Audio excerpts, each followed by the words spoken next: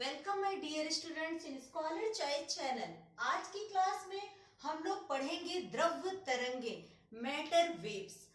प्रकाश की द्वैती प्रकृति होती है। आप लोगों को पढ़ा चुके हम कि प्रकाश दोहरे गुण को प्रदर्शित करता है।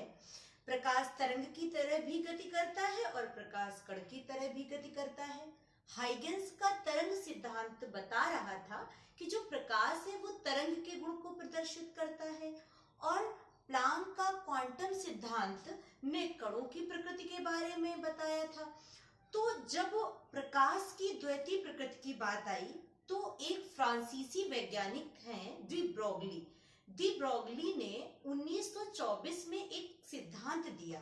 कई वैज्ञानिक तर्कों के आधार पर उन्होंने बताया कि जो प्रकाश दोहरी प्रकृति को प्रदर्शित करता है, प्रकाश द्वैती प्रकृति को प्रदर्शित करता है, उसी तरह से कोई भी द्रव्य कण जैसे इलेक्ट्रॉन है, प्रोटॉन है, इस तरह का कोई भी जो द्रव्य कण है वो भी दोहरे गुण को प्रदर्शित करता है, वो भी द्वैती प्रकृति को प्रदर्शित करता है।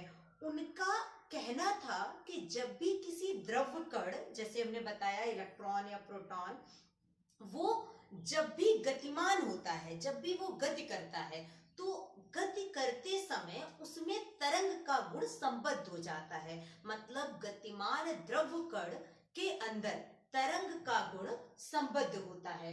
तो उन्होंने कहा कि जो द्रव्य कण है, जैसे हमने आपको बताया इलेक्ट्रॉन, प्रोटॉन, इस तरह से जो द्रव्य कण है वो भी दोहरी प्रकृति को, द्वैती प्रकृति को प्रदर्शित करते हैं।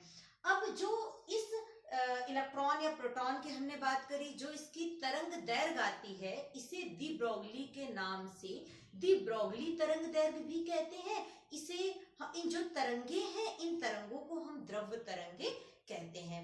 अब डी ब्रोगली तरंग दैर्घ्य हम किस तरीके से निकालेंगे उसको पढ़ते हैं, देखते हैं ध्यान से। डी ब्रोगली तरंग दैर्घ्य निकालना, तो डी ब्रोगली तरंग दैर्घ्य निकालने के लिए हमने माना कि कोई प्रकाश कण है या कोई द्रव्य कण, प्रकाश के लिए सबसे पहले अगर देखा जाए तो प्लांक का क्वांटम सिद्धांत कहता है, प्लांक का क्वांटम सिद्धांत कहता है कि अगर न्यू आवृत्ति का कोई फोटोन है, कौन है? फोटोन।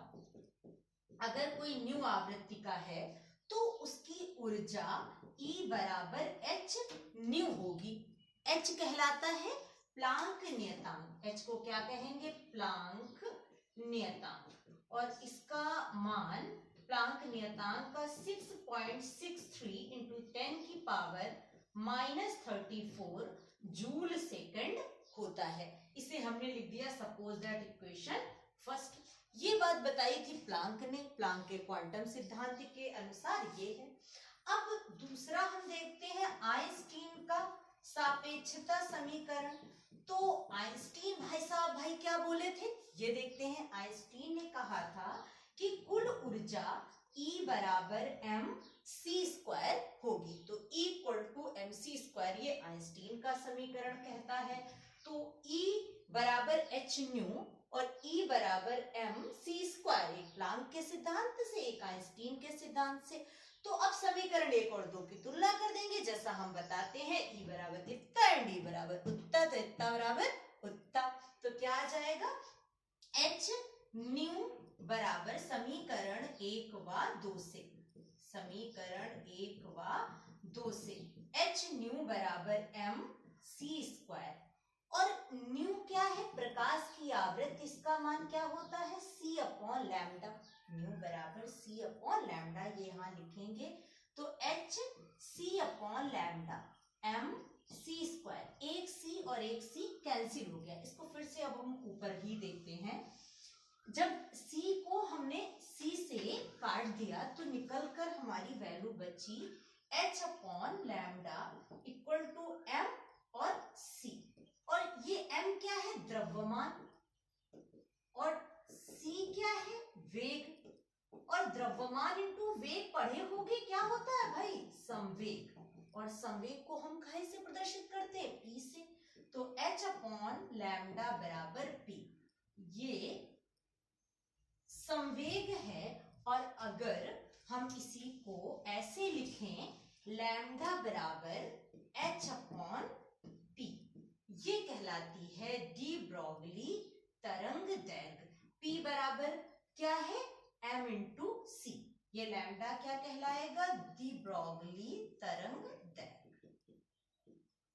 यही डी ब्रोगली तरंग दैर्घ्य का मान अगर हमें इलेक्ट्रॉन के लिए निकालना हो, इलेक्ट्रॉन के लिए डी ब्रोगली तरंग दैर्घ्य, तो हम कैसे निकालेंगे, इसको ध्यान से देखिए। लैम्डा की वैल्यू क्या निकल कर आई, h अपॉन p। ये डी ब्रोगली तरंग दैर्घ्य आई। लेकिन यही अगर हमें इलेक्ट्रॉन के लिए निकालना हो तो देखते हैं कैसे इलेक्ट्रॉन के लिए निकालेंगे डी ब्रोगली तरंग दैर्घ्य। वैसे प्रकाश के लिए आपने देखा था कि वेग था c, तो प्रकाश के लिए हमने लिखा m इंटू सी। लेकिन अगर जब इलेक्ट्रॉन के लिए डी ब्रोगली तरंग दैर्घ्य निकालनी हो, इलेक्ट्रॉन के लिए, तो जब इलेक्ट्रॉन के लिए आप डी ब्रोगली तरंग दैर्घ्य निकालोगे तो इलेक्ट्रॉन का हमने मान लिया द्रव्यमान क्या था, v, उसके द्रव्यमान क्या था, m, और वेग क्या था, v।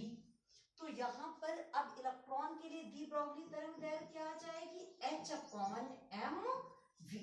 ये निकल कर आ जाएगा। लेकिन अगर इलेक्ट्रॉन जो चल रहा था उसकी गतिज ऊर्जा क्या थी, k। क्या थी इलेक्ट्रॉन की गतिज ऊर्जा, k। तो क्या हो जाएगा इसी फार्मूले में, ये सारे फार्मूले आप अच्छे से कहीं लिख लेंगे। अभी जो आपको असाइनमेंट अगला दिया जाएगा उसमें इन्हीं फॉर्मूलों पर बेस्ड न्यूमेरिकल्स होंगे। यदि इलेक्ट्रॉन की गतिज ऊर्जा, यदि इलेक्ट्रॉन की गतिज ऊर्जा k हो तो k बराबर हाफ m v स्क्वायर। आपको किसकी वैल्यू निकालनी है, m और v की। तो अगर हम m से मल्टीप्लाई कर ले और m से डिवाइड कर दे, क्रॉस मल्टीप्लाई किया तो 2km equal to m square v square, square हटा दिया तो यहाँ पे आ गया 2km। इस mv की वैल्यू अगर हम यहाँ लिखेंगे तो लैम्डा का फॉर्मूला निकल कर आ जाएगा 2km। इलेक्ट्रॉन के लिए डी ब्रोगली तरंग दैर्घ्य का एक सूत्र ये भी आ गया।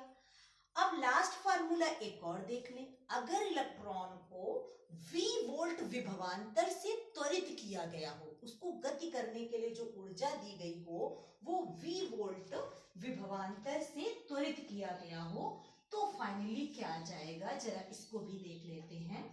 यदि इलेक्ट्रॉन को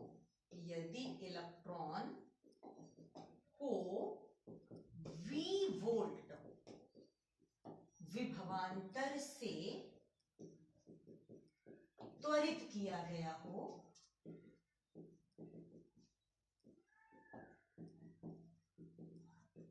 तो k बराबर क्या होगा, E इंटू v।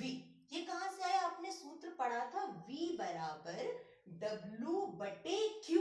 W क्या है, कार्यहीय ऊर्जा, तो W की जगह क्या आ गया, k, और Q क्या है, आवेश, तो इलेक्ट्रॉन पर आवेश कितना होता है, E। तो सूत्र क्या निकल कर आ गया, k बराबर E इंटू v।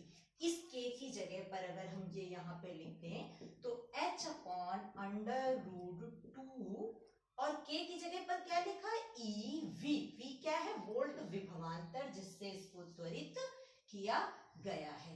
ये आपके सारे फार्मूले निकल कर आए। तो पहले प्रकाश के लिए अगर देखा जाए तो डी ब्रोगली तरंग दैर्घ्य का मान लैम्डा बराबर h अपॉन एम सी, मतलब lambda equal to h upon p हम बोल सकते हैं, निकल कर आया था।